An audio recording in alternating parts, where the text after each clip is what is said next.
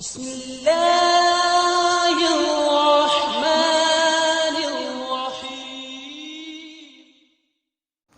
अऊज़ु बिल्लाहि मिनश्शैतानिर्रजीम। बिस्मिल्लाहिर्रहमानिर्रहीम। अल्हम्दुलिल्लाहि रब्बिल आलमीन वस्सलातु वस्सलामु अला मुहम्मदिन व आलि मुहम्मद। लख लख एहसान ख़ालिक मालिक रब जा जंहिं असांखे पंहिंजी मख़लूक़ मञा बहितरीन मख़लूक़ याने इंसान बणाए करे मोकिलियो।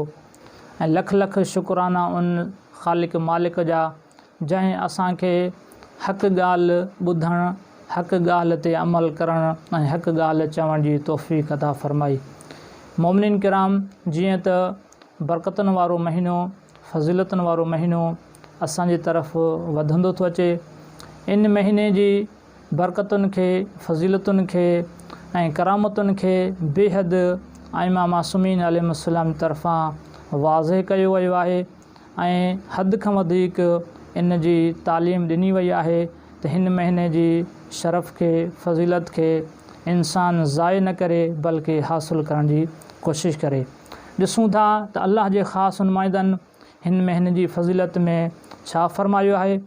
जीअं रिवायत आहे त रसूल ख़ुदा सल्लल्लाहु अलैहि वसल्लम जन मोमिनीन जी तरफ़ मुतवजा थिया ऐं पाण फ़रमायाऊं, अय्युहन्नास इन्नहु क़द अक़बल इलैकुम शहरुल्लाहि बिल बरकते व रहमते वल मग़फ़िरा।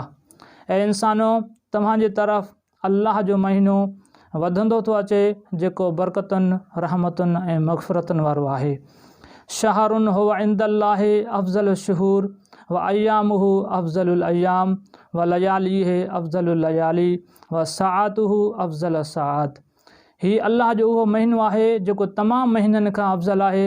हिन महीने जा ॾींहं ॿियनि महीननि जे ॾींहंनि खां अफ़ज़ल, हिन महीने जूं रातूं ॿिनि महीननि जे रातियुनि खां अफ़ज़ल, हिन महीने जूं सातूं, घड़ियूं, लहज़ा ॿिनि महीननि जे घड़ियुनि ऐं लहज़नि खां अफ़ज़ल आहिनि। वहुव शहरुन दुईतुम फ़ीहि इला ज़ियाफ़तिल्लाह। हीउ उहो महीनो आहे जंहिंमें तव्हां अल्लाह जा महिमान आहियो ऐं अल्लाह तव्हांजो मेज़बान आहे। व जुइलतुम फ़ीहि मिन अहलि करामतिल्लाह। ऐं हिन महीने में तव्हां अल्लाह जी ख़ासि करम जे हेठां आहियो।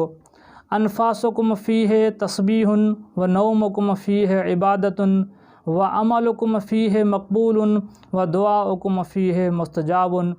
हिन महीने में तव्हांजो साह खणणु तस्बीह जे बराबरि आहे, तव्हांजी निंड इबादत में शुमार आहे, तव्हांजा तमामु आमाल नेक हिन महीने में क़बूल आहिनि ऐं तव्हांजो नेक हाजतूं पूरियूं आहिनि।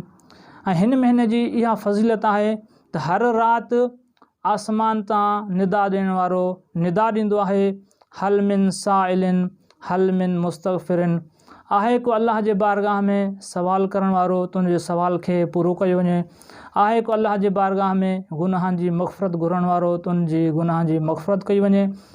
ऐं असां ई अल्लाह ताला खां इहा दुआ था कयूं त हिन माह मुबारक जूं बरकतूं शामिल हाल फ़रमाए। वस्सलामु अलैकुम व रहमतुल्लाहि व बरकातहू।